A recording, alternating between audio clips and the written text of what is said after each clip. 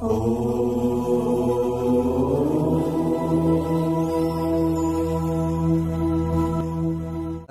ओम स्वस्ति श्री गणेशाय नमः। ओम नमो भगवते वासुदेवाय।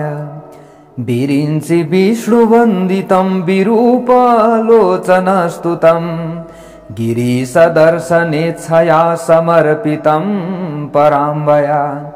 निरन्तरं सुरासुरैः सपुत्र वामलोचनैर्महामखेष्टकर्मसु स्मृतं भजामि तुन्दिलं स्मृतं भजामि तुन्दिलं। जय श्री हरि, जय श्री राधे। यतिखेर हजुरहरू श्रवण गर्दै हुनुहुन्छ श्री गणेश पुराण। म टिका पौडेल धर्म मार्ग युट्युब च्यानलको माध्यमद्वारा आज पनि हजुरहरू समक्षमा श्री गणेश पुराण लिएर उपस्थित भइसकेको छु। हो प्यारा प्यारा भगवानका भक्त सज्जन वृन्दहरू, जति पनि धर्म मार्ग युट्युब च्यानलमा हजुरहरू जोडिनु भएको छ, हजुरहरूलाई धेरै धेरै धन्यवाद छ र हजुरहरू भाग्यमानी पनि हुनुहुन्छ। किनभने अब हामीले निरन्तर 18 उपपुराण 18 महापुराणहरू निरन्तर यस च्यानलबाट श्रवण गरिरहनेछौँ। हामीले अवश्य हाम्रो जीवनलाई धन्य बनाउनेछौँ। हो प्यारा प्यारा भक्त सज्जन वृन्दहरू, र हामीले हतार पटक्कै पनि गर्ने छैनौँ। श्री गणेश पुराण हामीले लगभग हरिबोधनी एकादशी भन्दा 2-3 दिन अगाडि सक्नुभन्दा 2-3 दिन अगाडि हजुरहरूलाई हामी जानकारी गराउनेछौँ। किनकि यो हामीले हतारको रूपमा गरेको कुनै पनि कार्य होइन। हो प्यारा भक्त सज्जन वृन्दहरू, त्यसैले यहाँ हतार गर्न थालियो भने त 7-8 दिनमा हामीले सकिहाल्थ्यौँ।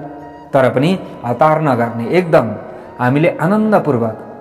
उहिले सौनकादि 88,000 ऋषिहरूलाई सुतजीले बिहानदेखि बेलुकासम्म कथा प्रसङ्गहरू श्रवण गराउनुहुन्थ्यो र त पुरा गर्न सक्नु भएन।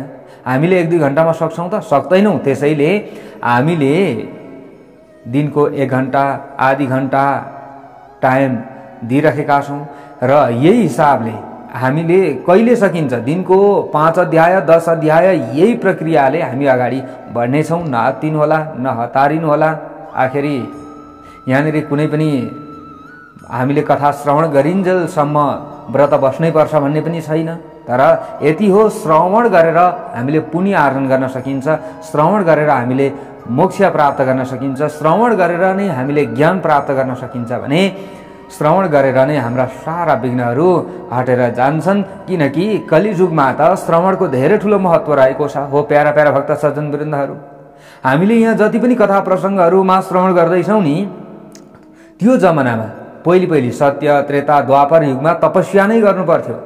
तर कलिजुगमा त त्यतिखेर जसले तपस्या गरे, जसले मुक्ति प्राप्त गरे, उनीहरूको गुणगानलाई श्रवण गरेर अहिले कलिजुगमा व्यक्तिहरूले मुक्ति प्राप्त गर्न सक्छन् र कलिजुगमा व्यक्तिहरूले ज्ञान आर्जन गर्न सक्दछन्।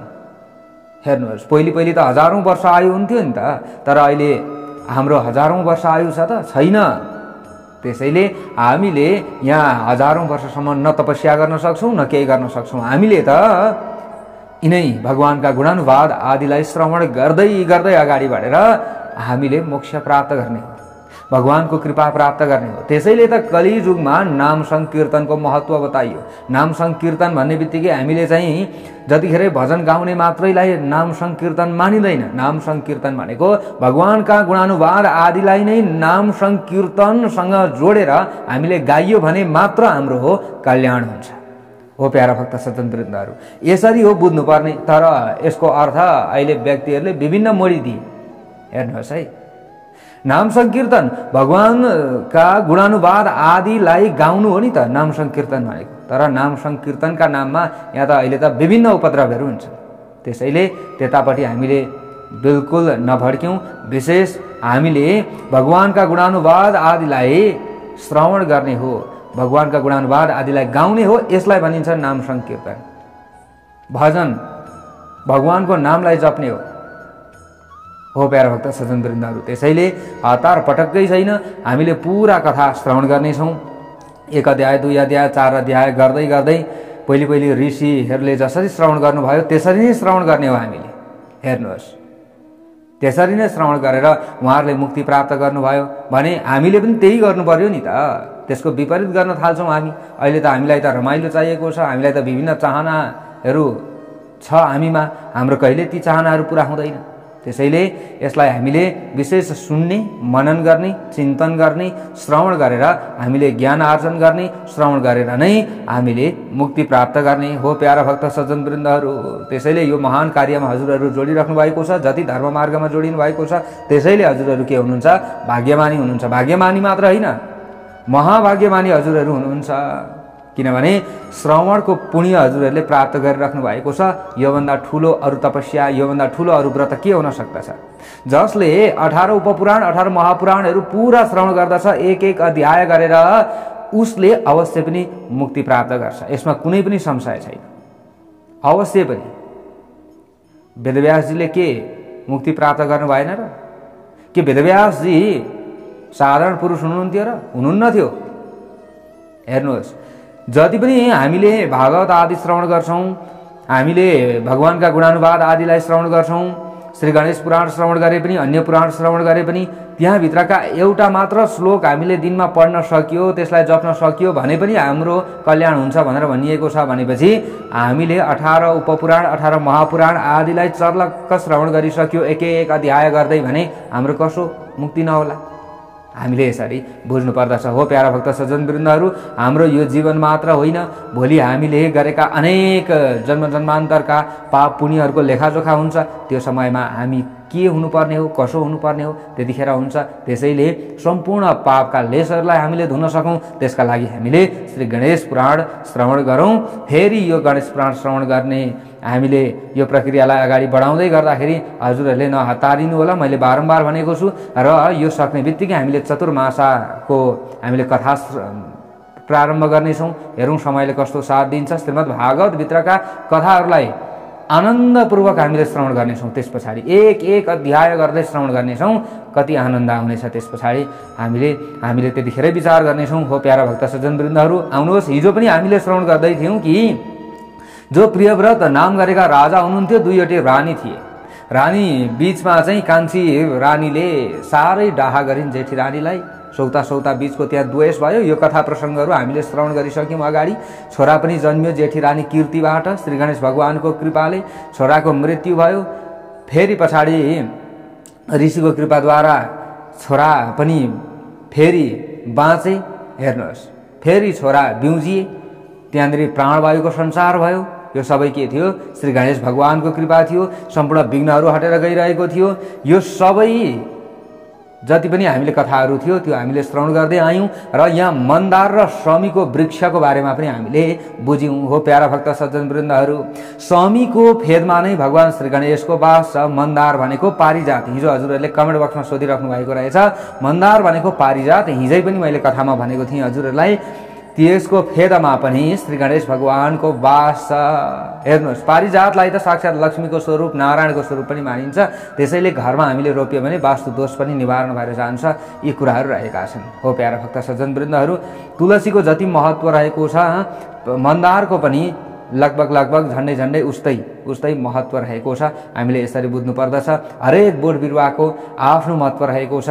हरेक प्रसङ्गहरूको आफ्नो महत्त्व रहेको छ। हो प्यारा भक्त सज्जनवृन्दहरू, हामीले श्रवण गरिसकेका छौँ। र जो कीर्ति रानी हुनुहुन्थ्यो, कीर्ति रानीले यसरी जो गृहस्थमत नाम गरेका मुनि हुनुहुन्थ्यो, उहाँबाट यी सारा ज्ञानहरू प्राप्त गर्नुभयो र उहाँबाट यी सम्पूर्ण आख्यानहरू श्रवण गर्नुभयो। र बिदावारीका लागि त्यहाँनिर प्रस्ताव पनि गरियो। अब म बिदा हुन चाहन्छु भनेर भनिसकेपछि रानीले पनि हवस् त जानुहोस् भनेर उहाँले भनिदिइसक्नु भएको थियो। फेरि जानुहोस् भनेर बिदा गर्दै अलिकति परतिर गृहस्थमत नाम गरेका ऋषि पुग्नु भएको थियो। फेरि अब कीर्ति महारानीले बोलाउनु भयो। ए महाराज, अरू पनि पो मलाई त सुन्न मन लाग्यो त। अझै मलाई त शमी र मन्दारको महिमा अझै सुन्न मन लागिरहेको छ। र अर्को कुरा पनि मैले छोडेछु। हजुरलाई मैले बिदा गरिहालेँ, तर हजुर नजानु होला। अर्को कुरा मैले सोध्न बिर्सेछु कि बालक अवस्थामा मेरो बालक जो थियो, उसको बालक अवस्थामा उसलाई बिउजाउनका लागि 6 अक्षरको मन्त्र हजुरले प्रदान गर्नुभएको थियो श्री गणेश भगवानको मलाई, मैले जपेँ। तर बालकहरूले यो मन्त्र जप्न सक्छन् कि सक्दैनन्? र बालकहरूले जप्ने मन्त्र कस्तो हुन्छ त? त्यो पनि भए अझ राम्रो हुन्थ्यो। अथवा बालक वृद्ध युवा सबैले जप्न सक्ने मन्त्र भए अझ राम्रो हुन्थ्यो। त्यो पनि बताइदिनु भए हुन्थ्यो नि भनेर यसरी अब कीर्ति महारानीले यसरी गुरुसम्मत नाम गरेका मुनिसँग प्रश्न गर्नुभयो। सम्यगुक्तं त्वया ब्रह्मन् समी महात्म्यमादरात् मन्दारस्यापि कथितं तेन मे तुष्यते मनः। हे मुनि, हजुरले आदरपूर्वक समी र मन्दारको महिमा मलाई बताउनु भयो। मैले सुने, तर सुनेर कतिले पनि अगाइदो रहेनछ, अझै मलाई त सुन्न मन लागिरहेको छ। त्यसैले यो मन्त्र मैले जुन भनेको छु यो मन्त्रको बारेमा र अन्य महिमाको बारेमा फेरि म हजुरबाट सुन्न चाहन्छु। मुनिले अगाडि गएर भन्नुभयो। सम्यक दृष्ट्वा तव मतिर् गजानन पदाम्बुजे अतोऽहमस्य दास्यामि निजं मन्त्रं सुखप्रदं। हे कीर्ति, गणेशका चरण कमलमा तपाईँको राम्रो भक्ति मैले देखेँ।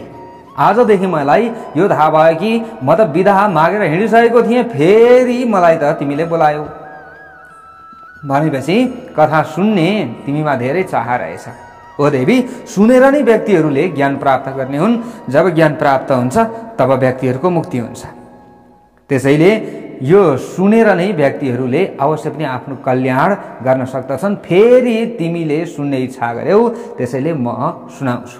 त्यसकारण म यस बालकलाई मैले जप्ने गरेको सरल तथा प्रभावकारी मन्त्रको उपदेश पनि गर्दछु। जुन बालक अहिले बाँचेका छन् ती बालकलाई जगतका उत्पत्ति कारण शुभ र अशुभको पहिचान गर्ने, दुष्ट दैत्यहरूको नाश गर्ने, सबै धर्महरूको रक्षा गर्ने र पौराणिक पात्रहरूको उपकार गर्ने, ब्राह्मणको रूप धारण गर्ने, वाराणसीमा वर्तमान विश्वेश्वरका कृपाबाट मोक्ष प्राप्तिका लागि यत्न गर्ने, सर्वन्तर जो यामी एकदम जान्ने व्यक्ति, सबै कुराले परिपूर्ण व्यक्ति, विश्वेश्वरद्वारा वन्दित, संसारको पालनका निमित्त नारायणद्वारा वन्दित, ब्रह्माजीद्वारा ध्यान गरिएका र सृष्टि सफल होस् भन्नका निमित्तमा पूजा गरिएका, शिवजीद्वारा पनि कार्य सफल होस् भन्ने अर्थले पूजा गरिएका, देवराज इन्द्रद्वारा पनि दैत्यहरूको नाश र देव राज्यको सुख एवं समृद्धिका लागि भक्तिपूर्वक आराधना गरिएका गणेशको 4 अक्षरको पवित्र मन्त्र रहेको छ। त्यो मन्त्र म बताउँछु। सूर्य, वरुण, चन्द्रमा, यम, अग्नि, वायु आदि देवताद्वारा पनि आफ्नो उत्कर्ष प्राप्तिका लागि आराधना गरिएका, बृहस्पति र शुक्राचार्यद्वारा ज्ञान र कलाको उत्कर्षका लागि पूजा गरिएका, शेषनागद्वारा पृथ्वी धारण गर्ने सामर्थ्य बढाउनका लागि आराधित भगवान गणेश ढुण्डिराजका नामबाट प्रसिद्ध हुनुहुन्छ। के रहेछ? गणेशको नाम ढुण्डिराज। हेर्नुहोस् है, गन्धर्व, किन्नर, यक्ष, सिद्ध, चारण, राक्षस, ऋषि, पशु सबै स्थावर एवं जङ्गमले पनि आफ्नो कार्य सिद्धिका लागि विश्वका स्वामी श्री गणेशको आराधना गर्दछन्। भगवान ढुण्डिराज गणेश्वर अपरम्पार एकदम के हुनुहुन्छ? उहाँ जो ढुण्डिराज हुनुहुन्छ उहाँ त गुण सम्पन्न हुनुहुन्छ, सबैका स्वामी पनि हुनुहुन्छ। ब्रह्मा, विष्णु र शिवजी पनि श्री गणेशका गुणको अन्त पाउन सक्दैनन्। हे कीर्ति, तपाईले भक्तिपूर्वक समीपत्र चढाएर ढुण्डिराज श्री गणेशको आराधना गर्नुभयो भने तपाईका छोराले शत्रु नाश गरेर राज्याधिकार प्राप्त गर्नेछन्। तपाईले यसरी पूजा गर्दाखेरि पनि तपाईको छोरामा शक्ति बढ्नेछ। हेर्नुहोस् त कस्तो महिमा रहेको छ। आमाहरूले केही कर्म गरिदिए भने पनि छोराका लागि हुने रहेछ भनेर पनि हामीले यहाँबाट ज्ञान पायौँ। हेर्नुहोस्, एक एक यी प्रसङ्गहरूबाट हामीले ज्ञान प्राप्त गर्ने हो। यहाँनिर अगाडि गएर अब फेरि कीर्ति महारानीले प्रश्न गर्नुभयो। श्रुतो मे महिमा ब्रह्मन् ढुण्डिराजाश्रयो खिलः। हे मुनिवर, मैले ढुण्डिराज भगवानसँग सम्बन्ध सम्पूर्ण महिमा सुने। भगवान ढुण्डिराजका योगदान के हुन्? उहाँ कसरी उत्पन्न हुनुभयो? उहाँ कसका अंशावतार हुनुहुन्छ? उहाँको पराक्रम कस्तो छ? उहाँको नामकरण कसले गरेको? कसले उहाँको सबभन्दा पहिले आराधना गर्यो? मेरा यस्ता संशय छन्। हजुरले यी सबै संशयहरूको छेदन गरिबक्सियोस्। अगाडि गएर मुनिले भन्नुहुन्छ, सम्यक पृष्ठम त्वया भद्रे ज्ञानाधिकतया शुभे भक्त्या निवेदित सायं संशयस्तम नुदामिते। हे कल्याणी, तपाई ज्ञानका दृष्टिबाट सम्पन्न र कल्याणमय आचारले युक्त हुनुहुन्छ। तपाईले आफ्नो व्यक्तित्व अनुकूल प्रश्न सोध्नु भएको छ। तपाई जस्तो हुनुहुन्छ त्यस्तै प्रश्न सोध्नु भयो। तपाईले भक्तिपूर्वक आफ्ना संशयहरू बताउनु भएकी हुनाले तपाईले यी सबै आफ्नो संशयहरू बताउनु भयो। त्यसकारणले गर्दा त्यो संशय हटाउन म तयार छु। जसरी भगवान श्री गणेशले दुरासद नामक दैत्य र अरू राक्षसहरूलाई पनि मार्नुभयो, फेरि माया अवतार लिएर दिवदासलाई मोहित गर्न तिनका समीपमा जानुभयो, जसरी उहाँले विश्वेश्वर शंकर भगवानलाई वाराणसीमा ल्याउनु भयो, जसरी उहाँको नाम ढुण्डिराज रहन गयो, ती सबै प्रश्नको उत्तर मैले भगवान स्कन्दले अगस्त्य ऋषिलाई बताउँदा सुने अनुसार तपाईलाई बताउनेछु। स्कन्द भगवानले अगस्त्य मुनिलाई बताइराख्नु भएको थियो, त्यो मैले सुनेको थिएँ, त्यही म तपाईलाई बताउँदैछु। स्कन्द कुमारले के भन्नुभएको थियो त? अगस्त्य मुनिलाई, शृणुष्वावहितो ब्रह्मन् न विमुक्ता श्रियं कथां यस्या श्रवण मात्रेण सर्व पापै प्रमुच्यते। हे अगस्त्य मुनि, तपाईले अविमुक्तसँग सम्बन्ध कथा सुन्नुहोस्। सुन्नुहोस्, म सुनाउँदैछु। त्यस कथाको श्रवण मात्र गर्दा श्रोता पापबाट मुक्त हुन्छन्। सर्व पापै प्रमुच्यते। एक दिनको कुरा हो, भगवान नारायणले कश्यप ऋषिलाई भन्नुभयो, तिमीले अनेक थरी सृष्टि गर। नारायणले यसरी आदेश दिनुभयो। कठोर तपस्या गरेपछि कश्यपले पनि अनेक थरीका प्रजाहरू सृष्टि गरे। ती सृष्टि गरिएका सन्तानहरूमा जरायुज, अण्डज, उद्भिज र श्वेतज गरी 4 थरीका प्राणीहरू थिए। जरायुज, अण्डज र श्वेतज प्रत्येक 21,000 को संख्यामा सृष्टि गरिएका थिए अनि उद्भिज पनि उत्तिकै संख्यामा रचिए। मनुष्य जीवन दुर्लभ छ र पुण्यले प्राप्त गरिन्छ। मनुष्यमा पनि ब्राह्मण वर्णको जीवन धेरै पुण्यबाट मात्र प्राप्त गर्न सकिन्छ। धर्म र अधर्मलाई जानेर ब्राह्मणले आफ्नो ब्राह्मणत्वको रक्षा गर्नुपर्दछ। ब्राह्मणत्वको यदि रक्षा गर्दैन भने त्यो ब्राह्मण होइन। हेर्नुहोस्, ब्राह्मणको भेष धारण गर्ने, अरूको कुरा काट्ने, ब्राह्मणको भेष धारण गर्ने, भगवानका गुणानुवाद आदिको चर्चा गर्नुपर्ने ठाउँमा अन्य विभिन्न कुराहरूको चर्चा गर्ने, यो त भएन। र यदि ब्राह्मणले आफ्नो ब्राह्मणत्वको रक्षा गरे भने ठिकै छ, गरेनन् भने सर्वस्व हुन्छ। गरे भने त्यसले परम स्थान प्राप्त गर्दछन्, जसले आफ्नो ब्राह्मणत्वको रक्षा गर्दछन्। जुन स्थानबाट कहिल्यै फर्कनु पर्दैन त्यो स्थानमा उनीहरू पुग्दछन्। ब्राह्मण भएर उत्तम कर्म गर्ने मानिसहरू कहिले पनि 84 लाखको चक्रमा पर्दैनन्। दुराचारी मानिसहरू भने यमका यातना भोग्न बाध्य हुन्छन्। कर्म भोग समाप्त भएपछि मात्र धेरै कालमा ती प्राणीहरू, पापी प्राणीहरू फेरि पृथ्वीमा जन्मिन आउँछन्। नरक भोग्नु पर्दछ, भोगिसकेर धेरै समय पछाडि मात्रै फेरि उनीहरू मनुष्य जीवनमा आउन सक्दछन्। फेरि त्यो मनुष्य जीवनलाई पनि त्यत्तिकै बेकार नै खेर फाले भने फेरि पनि गति उस्तै हुन्छ। फेरि पनि जन्मियो, फेरि पनि मर्यो, फेरि पनि जन्मियो, फेरि पनि मर्यो, यो स्थिति हुन्छ। नरक भोगेर आएका ती प्राणीहरू काना, कुब्जा र कंगाल भएर जन्मिन सक्छन्। फेरि उनीहरूले लाचार भएर आफ्नो जीवनलाई त्यत्तिकै फ्याले भने यो जीवनमा त आफू कानो पनि नभइएला, कुब्जो पनि नभइएला, कंगाल पनि नबनिएला, तर अलिअलि हामीसँग सामर्थ्य हुँदै हामीले दान गरिएन। अलिअलि हामीसँग सामर्थ्य हुँदै हामीले चाहिँ कसैको सेवा गरिएन। हामीसँग अलिअलि सामर्थ्य छ, कथा श्रवण गर्न सक्ने सामर्थ्य छ, सुन्न सक्छौं, यो कानलाई पवित्र गर्नका लागि भगवानका गुणानुवाद आदिलाई सुनिएन भने त्यो जीवन व्यर्थ हुन्छ। नरकबाट फर्केर आएका मानिसहरूमाथि कृपा गर्न ब्रह्मा, विष्णु, नारायण आदि देवता र ऋषिले पनि अनेक तीर्थको परिकल्पना गरेका थिए। त्यसैगरी तिनीहरूले मानिसका पापलाई नाश गर्न गौरवशाली धाम र तीर्थहरूको व्यवस्था पनि गरे। ती तीर्थ र धामहरूमा देवता र ऋषिहरू निवास गर्दछन् र तिनले सबैका पाप नाश गर्दछन्। तीर्थ र धाममा जाने तीर्थालु मानिसहरूका पाप नष्ट हुन्छन्। देवता र ऋषिहरू प्राणीलाई पापबाट जोगाउन तीर्थहरूमा बसिरहेका हुन्छन्। भगवान विश्वेश्वरले सबैभन्दा श्रेष्ठ सबैभन्दा गुण सम्पन्न मुक्ति र भुक्ति दिने ध्यान एवं ज्ञान गर्ने मानिसहरूलाई मोक्षको आनन्द प्रदान गर्ने सबै तीर्थहरूभन्दा उत्तम सर्वतीर्थमय वाराणसीपुरीको निर्माण गर्नुभएको थियो। त्यही नै भगवान विष्णुले तपस्या कालमा स्नान मात्र गर्दा मुक्ति प्राप्त प्रदान गर्ने एउटा महत्त्वपूर्ण सरोवरको निर्माण गर्नुभयो, जुन सरोवरको दर्शन गर्न साथ शिवजीका काँधमा कम्पन भयो। यसरी उहाँले त्यो सरोवरको निर्माण गर्दै हुनुहुन्थ्यो, शिवजीका काँधमा कम्पन भयो र कम्पनका कारण कानको कुण्डलबाट मणि खस्न गयो। त्यो समयमा मणि खसेका कारण वाराणसीमा मणिकर्णिका तीर्थको उत्पत्ति भयो। मणिकर्णिका घाटका बारेमा हजुरहरूले सुन्नुभएको होला, त्यसको उत्पत्ति कसरी भएको रहेछ भन्ने कुरा पनि हामीले बुझ्यौँ।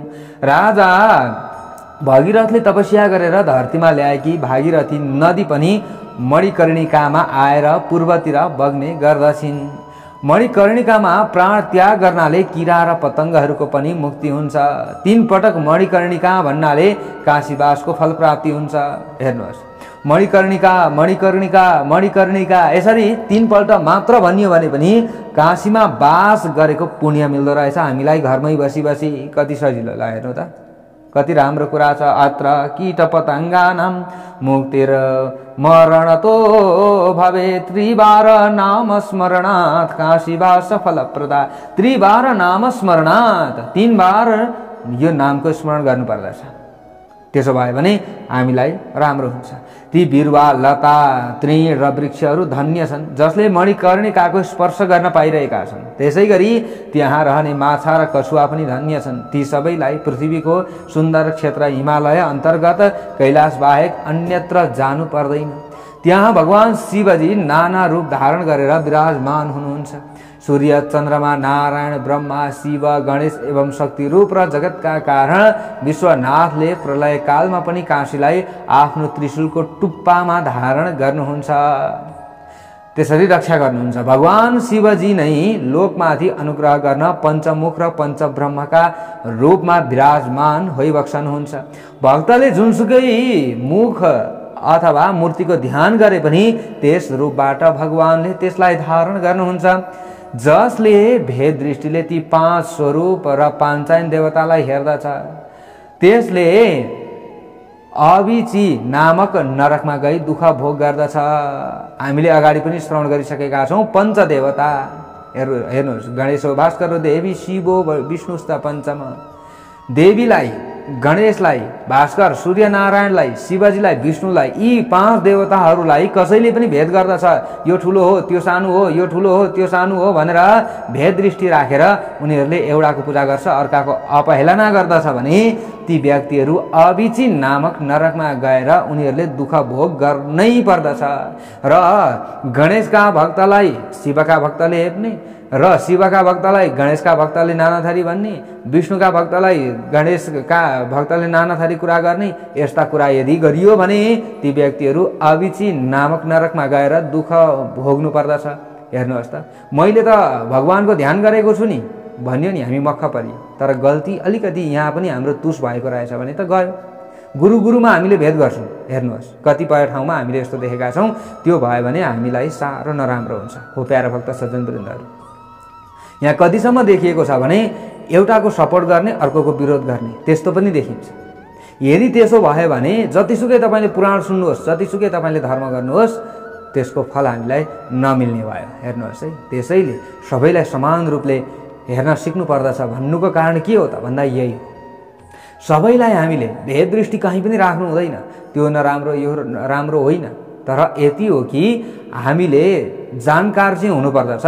ती व्यक्तिले कतिसम्म अध्ययन गरेका छन्, ती व्यक्तिले कतिसम्म पढेका छन्, के तिनले शास्त्र जानेरै शास्त्रभित्रका चाहिँ कथा प्रसङ्गहरूकै बारेमा कुरा गर्दैछन् कि गर्दै छैनन्, अथवा ती व्यक्तिले अरू कसैले भनेको सुनेर यसो यताउता बङ्गाई चढाइ गरेर तलमाथि गरेर पो बोल्दैछन् कि हो। यी कुराहरूलाई चाहिँ हामीले ध्यान पुर्याउनु पर्दछ।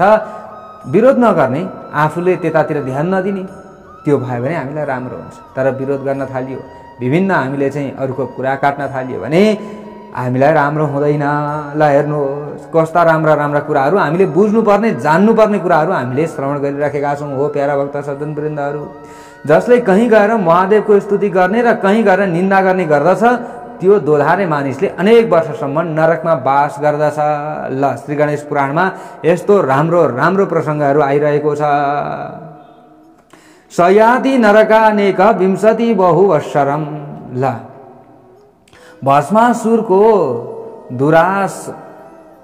जो दुरासद नामक पुत्र थियो एउटा भस्मासुरको, त्यसले इन्द्रसँग गएर 5 अक्षर भएको शिव मन्त्र प्राप्त गरेको थियो र 1000 वर्षसम्म उसले के गर्यो, खुट्टाको बुढी औँलाले टेकेर तपस्या गर्यो। भस्मासुरको छोरा थियो एउटा दुरासद नाम गरेको, उसले कठोर तपस्या गर्यो। त्यसले निराहार रहेर काठ जस्तै निश्चल भएर हाडछाला मात्र बाँकी रहन्जेल धमिराको माटाले पुरिएर केवल आँखाबाट मात्र चिनिँदै ओम नमः शिवाय, हेर्नुहोस् है यो मन्त्र रहेको छ, पञ्चाक्षरी मन्त्र नि, ओम नमः शिवाय। यसरी पनि हामीले यो मन्त्र जप्न सक्दछौँ। कतिले षडाक्षरी पनि भन्नुहुन्छ, कतिले पञ्चाक्षरी पनि भन्नुहुन्छ। यो हामीले यो मन्त्र पनि जप्न सक्दछौँ। र यो दुरासदले यसरी यो मन्त्र जप्यो, त्यसको कष्टपूर्ण तपस्याबाट सन्तुष्ट भएर भगवान शङ्कर दर्शन दिन आउनुभयो। कसलाई? दुरासद नामक एउटा असुर थियो, भस्मासुरको छोरो, उसलाई दर्शन दिन आउनुभयो। दर्शन दिन आउनु हुँदा भगवान शिवजी 10 हात र 5 मुखले सम्पन्न हुनुहुन्थ्यो। उहाँ नरमुण्डको मालाले अलङ्कृत हुनुहुन्थ्यो। त्रिशूल र डमरुद्वारा सुशोभित जटाजोडद्वारा शोभायमान हुनुहुन्थ्यो। शिरमा गङ्गा नदीलाई धारण गर्नुहुने चिताको खरानीद्वारा विभूषित वृषभ ध्वजको रूपबाट परिचित भई साँडेमाथि सवार हुनुहुन्थ्यो र उहाँको सर्वाङ्ग शरीर चन्द्रमाका किरणले ज्योतिर्मय बनेको थियो। आफ्ना काखमा पार्वतीलाई लिनुभएका कृपालु भगवान शङ्करले दुरासदलाई भन्नुभयो, हे दुरासद तिमी उठ उठ, ततोत्तिष्ठोत्तिष्ठ भद्रं ते, उत्तिष्ठोत्तिष्ठ भद्रं ते, तपसा क्लेशितो भृशं। उठ बाबु उठ, तपस्याबाट म प्रसन्न भइसकेको छु, तिम्रो कल्याण होस्।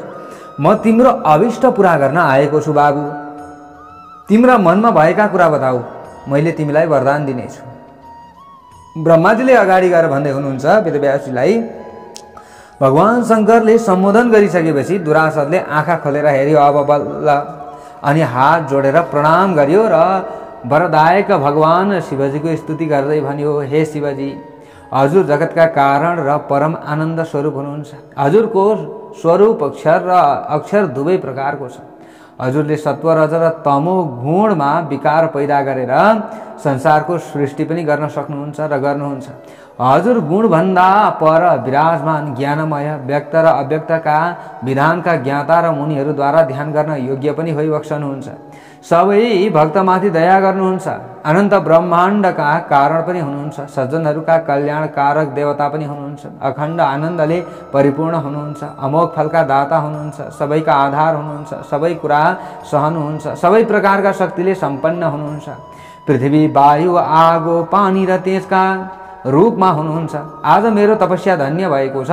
मेरा आँखा सफल भएका छन्। मेरा माता पिता धन्य हुनुभएको छ। मेरो जन्म पनि धन्य भएको छ, सफल भएको छु। आज अहिले म वरदान माग्न चाहन्छु, हजुरले त्यो पुरा गरिदिनु पर्दछ।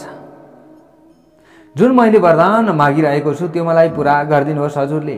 हजुरको दर्शनबाट मेरा समस्त पापहरू नाश भएका छन्। भगवान शिवजीले अगाडि गएर भन्नुभयो, ततो बव्रेयम देवातसु प्रसन्नात सदा शिवा।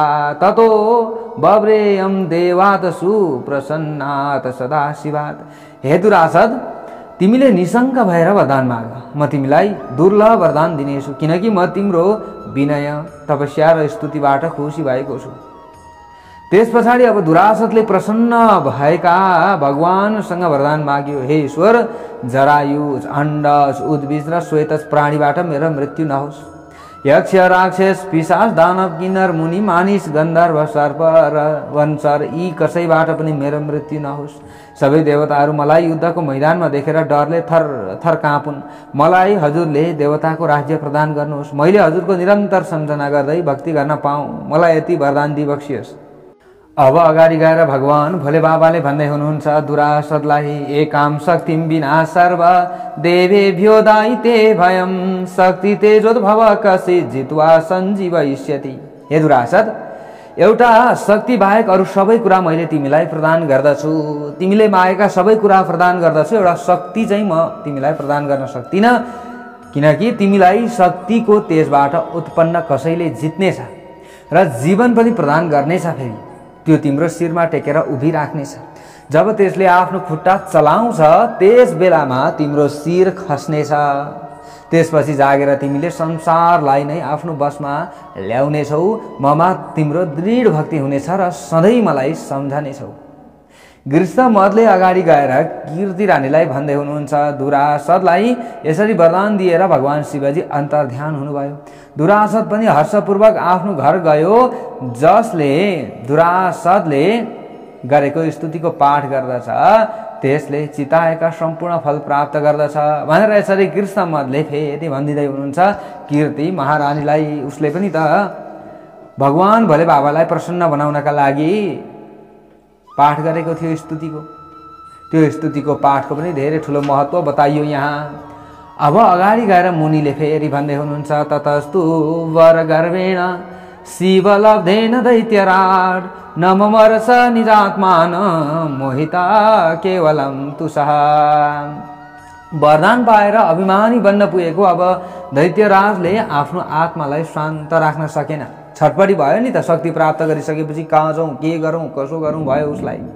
त्यो मोहित भएको थियो र पृथ्वी जित्ने इच्छा राखेर घोडामा सवार भयो। अब कपालमा जुरो एवं कानमा कुण्डल धारण गर्ने, हातमा तरबार र धन धारण गर्ने, बाण राख्ने ठोक्राहरू भिरेको, रत्न मोती र मणिले बनेको माला धारण गर्ने, कस्तुरीको तिलक लगाएको सुन्दर वस्त्र धारण गर्ने, मुखमा पान चपाउँदै चपाउँदै दुईजना मन्त्रीलाई वरिपरि राखेर यता र उता राखेर हिँडिरहेको त्यस दानवले संसारलाई नै आफ्नो अधिकारमा ल्याउने इच्छा राखेको थियो।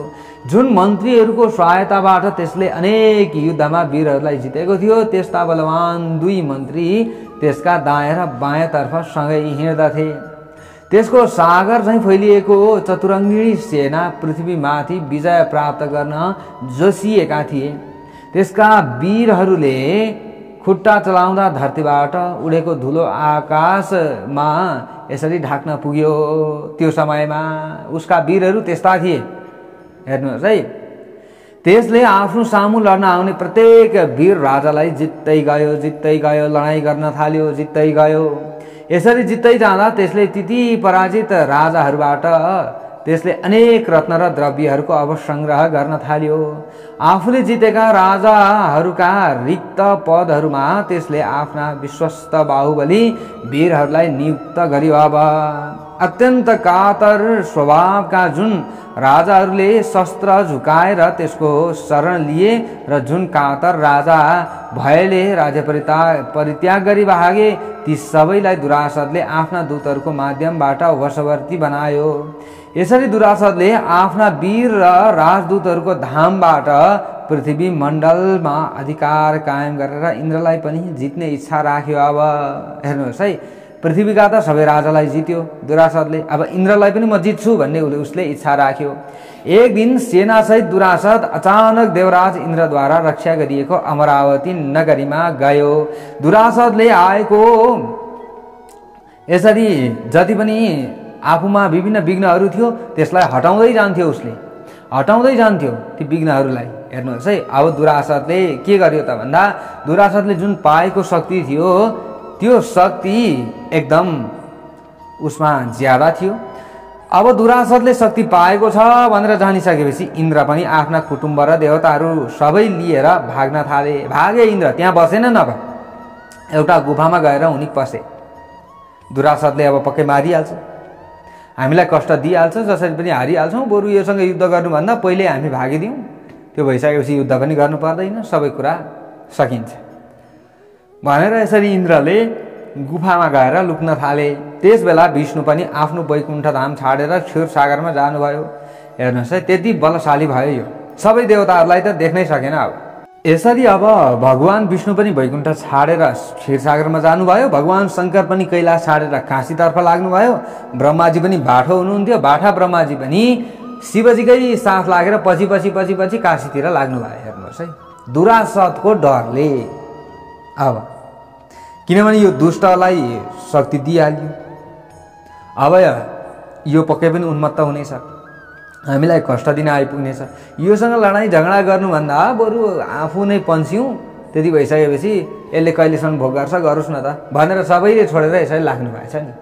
जुन जुन देवताहरू आफ्ना पद छाडेर भागिरहेका थिए ती ती ठाउँमा दुरासत दैत्यले आफ्ना बलि वीर र उत्तम दूतहरूको नियुक्त गरिराखेको थियो।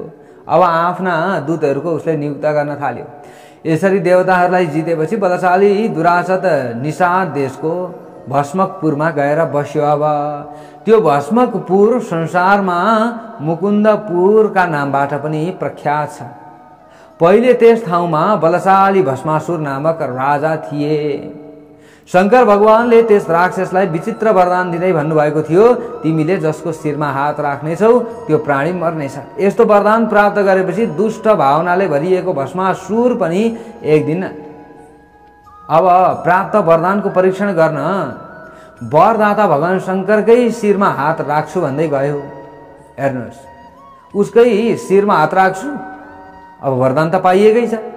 असुरहरूमा नि यस्तो स्वभाव भइहाल्छ। हेर्नुहोस् है, अलिकति थोरै शक्ति प्राप्त गरिसकेपछि अरूको चाहिँ नाश नै गरौँ भन्ने यिनीहरूमा यो भावना भइहाल्छ। त्यसैले हामी मानिस पनि असुर बन्नु हुँदैन। असुर बनियो भने त फेरि हाम्रो कल्याण कहिले हुने र। त्यसैले भगवानले सबैको कल्याण अवश्य पनि गर्नुहुन्छ। असुरको पनि कल्याण गर्नुहुन्छ, सुरको पनि कल्याण गर्नुहुन्छ, मनुष्यको पनि कल्याण गर्नुहुन्छ। भगवानले सबैको कल्याण गर्नुहुन्छ, तर भगवानले पनि विभिन्न लीलाहरू रचाउनुहुन्छ, लीलाहरू गर्नुहुन्छ। हेर्नुहोस् है, अब के भयो त यहाँ भन्दा शङ्कर भगवानले पनि त्यो राक्षसलाई वरदान दिनुभएको थियो नि त भस्मासुरलाई। अब त्यो वरदानको परीक्षण गर्न भगवान शङ्करकै शिरमा हात राख्छु भन्दै गइहाल्यो। भगवान शिवजी पनि आफ्नो वरदान आफ्नै लागि चाहिँ घातक भयो भन्दै अब भस्मासुरदेखि डराएर भाग्न थाल्नुभयो। किनभने वरदान दिइसकियो, अब त जे फेरि भइहाल्छ, जे नहुनु थियो त्यो भइहाल्छ, बरु भाग्नु पर्यो भनेर भगवान भोले बाबा पनि भाग्न थाल्नु भएछ नि। हेर्नुहोस्, आफ्ना भक्तबाट भगवानलाई पनि कहीँ न कहीँ डर हुँदो रहेछ नि। हेर्नुहोस् त, यो भस्मासुरले भगवान शङ्करकै त ध्यान गरेको थियो नि त, भगवान शङ्करकै पूजा गरेको थियो। भगवान शङ्करलाई नै प्रसन्न बनाएर उसले वरदान प्राप्त गरेको थियो भगवान शङ्करबाटै। तर जोबाट हामीले शक्ति प्राप्त गरियो त्यसैलाई हामीले खेदो गरियो भने त्यो जति असुर अरू कोही पनि हुँदैन, त्यो जति दुष्ट अरू कोही पनि हुँदैन। त्यसैले हेर्नुहोस् त, यो असुर कस्तो थियो, भगवान भोले बाबाकै शिरमा म हात राखिदिन्छु भन्दै गयो। डराउनु भएका भगवान भोले बाबा भागिराख्नु भएको छ। भगवान शङ्कर भाग्नु भएपछि उन्मत्त बनेको भस्मासुरलाई चक्रधारी नारायणले देख्नुभयो। भगवान भोले बाबा भाग्दै हुनुहुन्छ, भस्मासुरले पछाडिबाट खेदाउँदैछ। त्यसपछि उहाँले अत्यन्त आकर्षक युवतीको रूप धारण गर्नुभयो र त्यसको नजिकमा गएर भन्नुभयो, हे राजा भस्मासुर, म एउटी आइमाई हुँ, म एउटी के हुँ, नारी हुँ। हेर्नुहोस् है, म नारी हुँ, म एक स्त्री हुँ। यदि मैले भनेको मान्छौ भने म सधैँका लागि तिम्री हुनेछु। ल, म सधैँको लागि तिम्री हुनेछु। मैनुरू भगवानका यी कुरा सुनेर भस्मासुर खुसीले नाच्न थाल्यो। ओहो, यति राम्री स्त्री मैले पाउने भएँ भनेर उसले अब नाच्न थाल्यो। मैनुरू भगवान पनि नाच्नु भयो। मैले भनेको मान्नु पर्दछ है, म नाच्दछु, तिमी पनि नाच। यदि मैले भनेको मान्यौ भने तिमीले जे भन्छौ म त्यही गर्छु। ल, तर तिमीले के गर्नु पर्यो, म सँगसँगै नाच्नु पर्यो। भस्मासुरलाई अब नारायण भगवानले यसरी भन्नुभयो, अब नाच्न थाल्नुभयो। दुवैजना नाच्दै हुनुहुन्थ्यो। मैनुरू भगवान पनि नाच्नुभयो। सुन्दरीले जस्ता भाव र चेष्टा देखाइरहेकी थिइन्, भस्मासुर पनि त्यसै गर्दथे। हेर्नुहोस् है, अब नारायण रूप ती सुन्दरीले हात यसरी लामो बनाइन् भने भस्मासुर पनि हात लामो बनाउँथ्यो। कमरमा हात राख्नु भयो भने कमरमा हात उसले पनि राख्थ्यो। हो त्यसरी गर्दै गर्दै जहाँ जहाँ यसरी सुन्दरीले गर्थिन्, भगवान नारायण रूप सुन्दरीले जसो जसो गर्नुहुन्थ्यो त्यसै भस्मासुरले गर्दै गयो। अब सुन्दरीले जुन बेला मौका छोपेर आफ्नो शिरमा हात राखिन्, आफ्नो शिरमा हात झट्ट राखेकी थिइन् सुन्दरीले, त्यसले पनि आफ्नो शिरमा हात आफै राख्यो। तुरुन्तै एक क्षणमै आफै खरानी भयो। भक्तवत्सल भगवानको जय होस्। ल हेर्नुहोस् है, भगवानले यस्तो जुक्ति लगाएर नारायण भगवानले भोले बाबाको रक्षा गर्नुभएको थियो। त्यसको दुष्ट चेष्टालाई समाप्त गर्नुहुने भगवान अब त्यहीँ रहनुभयो। मुकुन्दले त्यसरी भगवान शङ्करको रक्षा गर्नुभएको ठाउँ हुनाले त्यस नगरीलाई पछि मुकुन्दपुर पनि भनियो। भगवानको आराधना गर्ने मानिसहरूका निमित्त त्यो पुर अत्यन्त सिद्धिदायक मानिएको छ। भगवानले मोहिनी रूप लिएर त्यहाँ भक्तहरूलाई समय समयमा दर्शन दिनुहुन्छ र तिनका कामनाहरू परिपूर्ण तुल्याउनुहुन्छ भन्ने यसरी कथनहरू पनि रहेको छ। अहिले दुरासद नामक दैत्य पनि त्यही सरोवर त्यही बसेर उसले चाहिँ के गर्दैछ, शासन चलाइरहेको छ। दुरासदले एक दिन मन्त्रीहरूलाई घमण्डका साथमा भन्यो, अब अगाडि गएर मैले आफ्नो प्रतापले हामी राक्षसका वैरीहरूमाथि विजय प्राप्त गर्यौं, विजय प्राप्त गर्दै तिनै लोकलाई आफ्नो अधिकारमा पनि ल्याइसक्यौं। त्यसपछि अब मैले गर्नुपर्ने केही छ त? सबै कुरा त अब यो भइसक्यो। अब मन्त्रीहरूले फेरि अगाडि गएर भने, ततो मात्या समुचुस्ते विमुक्तम न जितम त्वया। तीन लोकका सबै कुरा हजुरले जित्नुभयो हो, यो त हामीलाई पनि थाहा छ, मन्त्रीहरूले भन्न थाले। अब तर अभिमुक्त क्षेत्रलाई हजुरले जित्नु भएन। त्यसलाई ब्रह्माण्डको 10औं खण्ड मानिन्छ र त्यस क्षेत्रको तुलना कुनै पनि क्षेत्रसँग गर्न सकिँदैन। त्यहाँ भगवान शङ्कर विराजमान भइबक्सनु भएको छ। सम्पूर्ण देवता गण त्यहाँ बसेर भगवान शङ्करको सेवा गरिरहेका छन्। जबसम्म हजुरले अभिमुक्त क्षेत्रलाई जित्नुहुन्न तबसम्म हजुरको पराक्रम व्यर्थ छ भनेर हामीले जान्दछौँ। मन्त्रीहरूका यी कुरा सुन्ने बित्तिकै युद्ध रुचाउने भएको त्यो दुरासद अत्यन्त आनन्दित भयो। ओहो, अझै यस्तो क्षेत्र छ मैले जित्नुपर्ने, ल ठिक छ, म त युद्ध गर्नका लागि तयार छु जस्तै सुकै अवस्थामा पनि भनेर अब यसरी यो असुरले अब ताम्सियो कि अब म युद्ध गर्छु जसरी पनि, आनन्दित पनि भयो। त्यसले तिनीहरूलाई भन्यो, म अब सैनिक लिएर छिटै त्यतातर्फ लाग्दछु। यी कुरा सुनेर त्यो तुरुन्तै विमानमा सवार भयो र केही समयमा नै काशीमा पुगिहाल्यो। हेर्नुहोस् है असुर, त्यसको प्रवेश हुनासाथ काशीपुरीमा हाहाकार मचियो। अरे कहाँको यो दानव आयो, कहाँको राक्षस आयो, हाहाकार मचियो त्यहाँनेरि सबैतिर। त्यही जति देवताहरू लुकेर बसेका थिए ती सबै अन्तर्ध्यान भइहाले। अब फेरि त्यहाँ देवताहरू त लुकेर बसेका थिए, ती देवताहरू पनि अन्तर्ध्यान भए, भागे, त्यहाँबाट पलायन भए। हेर्नुहोस् है, पलायन भए सबै। भगवान शिवजी भने त्यो दुरासदसँग रिसाउनु भएन। आफ्नो भक्त थियो, भक्त भएका कारण कति पनि उहाँ रिसाउनु भएन र उहाँले दुरासदलाई सम्बोधन गर्दै भन्नुभयो, हे दुरासद, मैले तिमीलाई केही समयका निमित्त राज्य दिएँ, केही समयका लागि मैले राज्य दिएँ, तिमी बस, यसरी भनिदिनु भयो। त्यस पछाडि उहाँ आफ्नो परिवार लिएर हिमालयको केदार क्षेत्रमा जानुभयो। ऋषिहरूले पनि भगवानसँगै अब पलायन गरे, भागे सबै ऋषिहरू। तर एकजना ऋषि भागेनछन्, क्षेत्र सन्यासी रहेछन् जसको नाम थियो जैगिसव्य। उहाँ भने भाग्नु भएन। सबै ऋषिहरूका साथ भगवान शङ्कर जानु भएपछि दुरासदले अज्ञानमा परेर काशीका देवताका मूर्तिहरू सबै तोड्न थाल्यो, भत्काउन थाल्यो, ध्वस्त पार्न थाल्यो। अज्ञानी दुरासदले ठुला ठुला मन्दिरहरू भत्काएर अत्यन्त आनन्दको अनुभव गर्न थाल्यो। कसैले भगवानको नाम लिएमा त्यसलाई पिटेर बाहिर धपाइदिन्थ्यो। दुष्ट बुद्धि भएको दुरासदले राज्य गर्दा काशीको व्यवस्था दुर्दशाले ग्रस्त भयो। त्यहाँ यज्ञ भएन, मन्त्र जप पनि भएन, पितृहरूको श्राद्ध पनि भएन, कतै वेद पढेको पनि सुनिएन। अब त्यो समयमा शास्त्रको अध्ययन पनि त्यहाँ कसैले गरेनन्, डरले नि। त्यस बेला कुनै पनि मानिस व्रतमा लागेनन् र कसैले पनि मन्दिरको प्रदक्षिणा गरेनन्। कर्म मार्ग रोकिएपछि धर्म पनि समाप्त भएर गयो। धर्म समाप्त भएपछि सारा देवताहरू भोक र प्यासले आकुल व्याकुल भए। अगाडि गएर गृहस्थ मदले कीर्ति रानीलाई भन्दै हुनुहुन्छ, ततः केदार मगमन सर्वे देवर्षयस्तदा। सबै देवता र ऋषिहरू दुरासदको अत्याचारबाट आतिएर हिमालयको केदार क्षेत्रमा अब जाँदा भए। त्यस पछाडि बृहस्पति, इन्द्र, अग्नि आदि देवताहरूले त्यहाँ गएर शिवजीलाई अब प्रणाम गरे। शिवजी त अगाडि नै गइसक्नु भएको थियो। अब देवताहरू पनि दिक्क भए। सबै गएर भगवान भोले बाबालाई प्रणाम गरे र उहाँसँग बस्नुभएका ब्रह्माजीलाई सारा वृत्तान्त निवेदन गर्दै भने, हामी देवताहरू पद भ्रष्ट भएका छौँ र हामी मुनिहरू आचार भ्रष्ट भइसक्यौँ। दुरासतको डरका कारण स्नान गर्न पनि समर्थ छैनौँ। स्नान गर्यो कि आएर मारिहाल्छ कि भन्ने डर छ। कसले यसलाई भयङ्कर वरदान प्रदान गरियो? आज त्यो दुष्ट त्रिलोकीको स्वामी भएको छ। यसको वध कसरी गर्न सकिन्छ? यसबारे हजुरहरूले विचार गर्नुहोस्। जुन कर्म गर्दा संसारले सुख पाउँछ त्यो कर्म हजुरहरू जस्ता दयालु देवताहरूले गर्नै पर्दछ। यसरी बिन्ती गरिसकेपछि ब्रह्माजीले अगाडि गएर देवता र ऋषिहरूलाई भन्नुभयो, इति तद्वचनं श्रुत्वा प्रोवाच चतुराननः उपायं कथयिष्यामि तद्वधाय सुरर्षयः। हे देवता र ऋषिहरू, म तिमीहरूलाई त्यसको वध गर्ने उपाय बताइदिनेछु। पहिले कुनै समयमा दुरासतले धेरै वर्ष लगाएर कठोर तपस्या गरेको थियो। त्यसबेला प्रसन्न हुनुभएका पार्वतीपति भगवान शङ्करले ज्यादै महत्त्वपूर्ण वरदान दिनुभयो। त्यो समयमा अहिले दुरासतलाई मार्न सक्ने देवता कुनै पनि लोकमा छैनन्, तर एउटा देवता भने हुन सक्नुहुन्छ, जुन देवताले सत्वगुण, रजोगुण र तमोगुण विभाग गरेर संसारको सृष्टि, पालन र रक्षा गर्नुहुन्छ।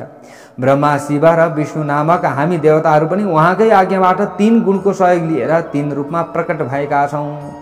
3 गुणहरूको विभाग गरेका कारण भगवान श्री गणेश अहिले संसारमा गुणेशका नामबाट पनि चिनिनुहुन्छ। उहाँ विश्वव्यापी हुनुहुन्छ, मायाका स्वामी हुनुहुन्छ, विश्वका सृष्टिकर्ता हुनुहुन्छ, विश्वका संहारकर्ता हुनुहुन्छ। गुणदेखि पर रहनुभएका गुणका स्वामी, परात्पर र कल्याण रूप पनि हुनुहुन्छ। हे उत्तम देवताहरू, यदि परम पुरुष भगवान शिवजीले गर्भबाट उहाँलाई पार्वतीको छोराको रूपमा अवतरण गराउनु भयो भने दुरासत दैत्यको नाश सम्भव छ। भगवान श्री गणेश हुनुहुन्छ, तर भगवान भोले बाबा र पार्वतीले छोराको रूपमा प्राप्त गर्नुपर्ने हुन्छ, अनि मात्र त्यो दुरासतको मृत्यु हुनेछ, नत्र मृत्यु हुन गाह्रो छ। यसरी गौरीबाट गणेशजीले अवतार लिनै पर्ने हुन्छ र मात्र दैत्यको नाश सम्भव हुन्छ, अन्यथा कुनै पनि अर्को उपाय देखिँदैन। तपाईँ देवता र ऋषिले मिलेर विश्वको चिन्ता गर्नुहुने दयालु प्रभु शिवजीको अब के गर्नुहोस्? स्तुति गर्नुहोस्। शिवजीको स्तुति गर्नुभयो यसरी भने अवश्य पनि यो स्तुतिबाट प्रसन्न हुनुभएका शिवजीले अर्धाङ्गिनीलाई, जगदम्बा पार्वतीलाई प्रसन्न तुल्याउनु हुनेछ र त्यस पछाडि उनै भगवान श्री गणेश पार्वती पुत्रका रूपमा आउनुहुनेछ र दुरासतको वध गर्नुहुनेछ। शङ्करले दुरासतलाई वरदान दिँदा यस्तै रहस्य उल्लेख गर्नुभएको थियो। भगवान शङ्करले नै वरदान दिनुभएको थियो र दुरासतलाई वरदान दिँदा यस्तै भन्नुभएको थियो कि शक्तिबाट उत्पन्न भएको कोही पनि व्यक्तिले तिम्रो मृत्यु गराउनेछ, त्यसबाट मात्रै तिमीलाई डर हुनेछ, अरू केहीबाट पनि डर हुने छैन भनेर यसरी शङ्कर भगवानले नै वरदान दिनुभएको थियो। त्यसैले अब शङ्कर भगवानलाई प्रसन्न गराओ। ब्रह्माजीका मुखबाट यी कुरा सुनेर देवता र ऋषि प्रसन्न भए। सर्वप्रथम तिनले भक्तहरूलाई स्नेह गर्ने भगवान शङ्करकी अर्धाङ्गिनी जो भगवती पार्वती थिइन्, पार्वती माताको स्तुति गर्न थाले। नमामहे त्वं जगदेक हेतुं परात् परां विश्वविचित्र शक्तिं अचिन्त्य रूपां त्रिदशै रसेश वन्द्यां त्रिगुणां गुणेशां। विश्व की विचित्र शक्ति, संसारका सम्पूर्ण सत्यहरूभन्दा पर रहेकी परम एकदम के सत्य स्वरूप, अत्यन्त शक्तिशाली, जगत की उत्पत्ति की एकमात्र कारण तपाईं नै हुनुहुन्छ। यसो भन्दै यहाँनेरि देवता र ऋषिहरूले लामो समयसम्म स्तुति गरिराखे। अब त्यस पछाडि देवता र ऋषिहरूले अझै अगाडि गएर भन्छन्, तास्मो विघ्नकर्तारं दयालुं सर्वपालकं सर्वस्य जगतो हेतुं सर्वव्यापिनमीश्वरम्। विघ्नका कर्ता, दयाका सागर, सबैका रक्षक, सम्पूर्ण जगतका कारण, सर्वव्यापक ईश्वर, अनेक शक्ति सम्पन्न, सबै कामना पूर्ण तुल्याउनु हुने दीन दुखीहरूमाथि दया गर्नुहुने सर्वज्ञ करुणामूर्ति, आफ्नो इच्छाबाट अनेक थरी अवतार धारण गर्नुहुने, गुणदेखि पर रहनुभएका, गुणहरूमा क्षोभ पैदा गर्नुहुने, चराचरका स्वामी, विश्वव्यापक, एकदन्तले सुहाउनु भएका, कहिलेकाहीँ दुई दन्तले पनि सुहाउनु हुने, त्रिनयन 10 बाहु मुखमा सुर धारण गर्नुहुने, विघ्नका नाशक, पापका संहारक, शक्तिहरूलाई वरदान दिनुहुने, जगतको सृष्टि स्थिति संहार गर्नुहुने, आदि मध्य र अन्त्यहीन सम्पूर्ण प्राणीहरूका आदि पुरुष, सम्पूर्ण प्राणीहरूको पालन र पोषण गर्नुहुने, त्रिलोकीका स्वामी, देवताहरूका अधिपति, दुष्ट दानवहरूका संहारक, लामा कानले सुहाउनु भएका, विशाल तेजले सम्पन्न र सर्पका गहना धारण गर्नुहुने मङ्गलमूर्ति भगवान श्री गणेशलाई बारम्बार हामी प्रणाम गर्दछौँ। यसरी देवीको स्तुति गरिसकेपछि अब उनै श्री भगवान गणेशजीको पनि स्तुति गर्न थाले। कसले? देवता र ऋषिहरूले। तपाईले मनमा कुनै चिन्ता नगर्नुहोस्। हेर्नुहोस् है, यहाँ यसरी देवी पार्वती, उनै जगजननी दुर्गा देवी, गौरी माताको प्रार्थना गर्दै श्री गणेश भगवानको पनि उनीहरूले स्तुति गरे। स्तुति गर्दै थिए गर्दै अचानक के भयो? आकाशवाणी भयो। स्तुतिबाट श्री गणेश भगवान प्रसन्न हुनुभयो र उहाँले आकाशवाणी गरिदिनु भयो, हे देवता र ऋषिगण हो, तपाईहरूले मनमा कुनै चिन्ता नगर्नुहोस्, मैले डरलाग्दो दैत्य दुरासदलाई मार्नेछु। यो सन्देश सुनेर ती सबै देवता र ऋषिहरू भगवान शङ्करका नजिकमा आए। तुरुन्त र भगवान शङ्करलाई ध्यानमा लगाउनु भएको देखेपछि तिनीहरूले भगवती पार्वतीलाई प्रणाम गरेर भने, देवताहरूले भन्दछन्, न जानी मो नभो वाणीम केने मामी रिताम प्रशुभे। हे भगवती, आकाशवाणीबाट हामीलाई सन्देश दिने पुरुषलाई हामी जान्दैनौँ। भगवान शङ्कर ध्यानमा विराजमान हुनुहुन्छ, अब हामीले कसरी कार्य गरौँ? पार्वतीले भन्नुभयो, हे देवताहरू, त्यो दैत्य निश्चित रूपमा भर्खरै मर्नेछ। यति भन्दै पार्वती क्रोधले तात्नु भयो। उहाँको श्वास प्रश्वास तीव्र गतिमा अब चल्न थाल्यो। अब हेर्नुहोस् है त, यहाँ तीव्र गतिमा चल्न थाल्यो। मुख, नाकका प्वाल र आँखाबाट अत्यन्त उत्तम तेज बाहिर अब निस्कियो। कोबाट? पार्वतीबाट। त्यो तेज ज्वालाका मालाहरूले सम्पन्न थियो र ब्रह्माण्ड नै डराउने किसिमले प्रकट भएको थियो। तेजका कारण हतप्रभ र अन्दाजै बनेका देवता र ऋषिहरूले त्यस बेला ज्ञानको आँखाबाट हेरे। त्यहाँ तिनीहरूले भगवान गणेशको एउटा 10 हात लामो र तेजोमय महामूर्ति पैदा भएको देखे। तुरुन्तै हेर्नुहोस् है, भगवती पार्वतीजी रिसाउनु भयो। अब नाकका पल र आँखाबाट एउटा तेज निस्कियो। त्यो तेजबाट एउटा मूर्ति त्यहाँनेर देखियो। हेर्दा हेर्दै त्यस मूर्तिको शिरमा मुकुट थियो। त्यो मूर्ति करोडौं सूर्य समान कान्तिले दिव्यमान देखियो। विद्युत समान कान्ति भएका महारत्नद्वारा निर्मित कुण्डलद्वारा धारण गर्ने अत्यन्त उज्जवल दन्त पंक्तिले शोभायमान दिव्य वस्त्रका साथमा सिन्दुरले सुन्दर निधारमा कस्तुरीको तिलक र छातीमा फल समेतको माला धारण गर्ने 10 भुजाका 10 थरी आयु धारण गर्ने त्यो तेजोमय मूर्ति प्रलयकालको अग्नि समान बनेर विश्वमा व्याप्त भएको थियो। त्यो समयमा सर्पलाई यज्ञोपवीत बनाई धारण गर्ने त्यस दिव्य मूर्तिलाई देखेर देवताहरूले झुकेर प्रणाम गरे। त्यस पछाडि तिनीहरूले आनन्द घन श्री गणेशलाई प्रार्थनाका वचन अब सुनाउन थाले। हे भगवान गणेश, हजुर योगगम्य हुनुहुन्छ। हामीले आज भाग्यले हजुरको दर्शन गर्न पायौँ। हजुर यस किसिमका हुनुहुन्छ भनेर तर्क गर्न सकिँदैन। हजुरको कहिल्यै पनि नाश हुँदैन र आफ्नै प्रकाशबाट प्रकाशित हुनुहुन्छ। हजुर रोग व्याधिबाट पार हुनुहुन्छ। हजुर आवाज शून्य हुनुहुन्छ र हजुरको कुनै अर्को विकल्प छैन। हजुर अजर एवं अमर हुनुहुन्छ र सबै प्रकारका स्वरूप लिएर संसारमा व्याप्त हुनुहुन्छ। हजुर सबैका के हुनुहुन्छ? स्वामी पनि हुनुहुन्छ। यो जगत हजुरकै स्वरूप हो। हजुर अव्यक्त र जगतका आधार पनि हुनुहुन्छ। हजुर सकल पदार्थका द्रष्टा र सकल भावनाका साक्षी पनि हुनुहुन्छ। ब्रह्म स्वरूप पनि हजुर हुनुहुन्छ। हजुर ज्ञान मूर्ति पुराण पुरुष पनि हुनुहुन्छ। हजुरका गुण स्वभाव क्रिया र गौरवलाई हामी वाणीद्वारा व्यक्त गर्न सक्दैनौँ। आज हजुरको दर्शन पाएर हामी पनि धन्य भएका छौँ। यसरी प्रार्थना गरेर देवता र ऋषिहरू नाच्न थाले। अब हेर्नुहोस् है, नाच्न थाले। पुरै उनीहरू त हर्ष मनाउन थाले। त्यो समयमा देवता र ऋषिहरूले जसरी तेजोमय श्री गणेशको प्रार्थना गरे त्यसै गरी भगवती पार्वतीले पनि श्री गणेशको प्रशंसा गर्दै भन्नुभयो। पार्वतीले भन्नुभयो, हे निर्गुण एवं निराकार अव्यक्त सर्वव्यापी परम तत्व ध्यानगम्य चैतन्य स्वरूप सच्चिदानन्दमय मूर्ति सर्वव्यापक र जगतका हेतु जुन तत्त्वको हामी निरन्तर चिन्तन गर्दछौँ त्यही तत्त्व दैत्यहरूको संहार गर्न र चराचरको रक्षा गर्न आज मेरो घरमा विनायकको रूपमा अवतीर्ण हुनुभएको छ। यति भनेर पार्वतीले तेजोमय तेज तत्त्वको पूजा गर्नुभयो र त्यसका लागि आफ्नो वाहन सिंह पनि प्रदान गर्नुभयो।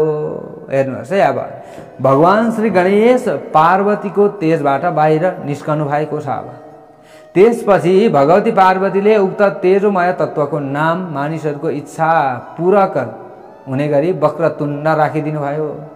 यसरी वक्रतुण्ड नाम राखेपछि पार्वतीले दुरासतको वध र देवताहरूको निष्कण्टक पद प्राप्तिका लागि अब प्रार्थना पनि गर्नुभयो। पार्वतीले बारम्बार देवी र देवताहरूद्वारा प्रशंसा गरिएका श्री गणेशले प्रीतिपूर्वक पार्वतीलाई अब प्रणाम गरी खुसी हुँदै अब भन्नुभयो। त्यस पछाडि आमा पार्वती सबै देवताहरू र सबै संसारका प्राणीहरूको उत्तम रीतिले पालन गर्न, दुरासत जस्ता दैत्यहरूको वध गर्न, पृथ्वीको भार हरण गर्न, तपाईको सेवा गर्न र वैदिक धर्म एवं कर्म सम्पन्न गर्न मैले अवतार लिएको छु।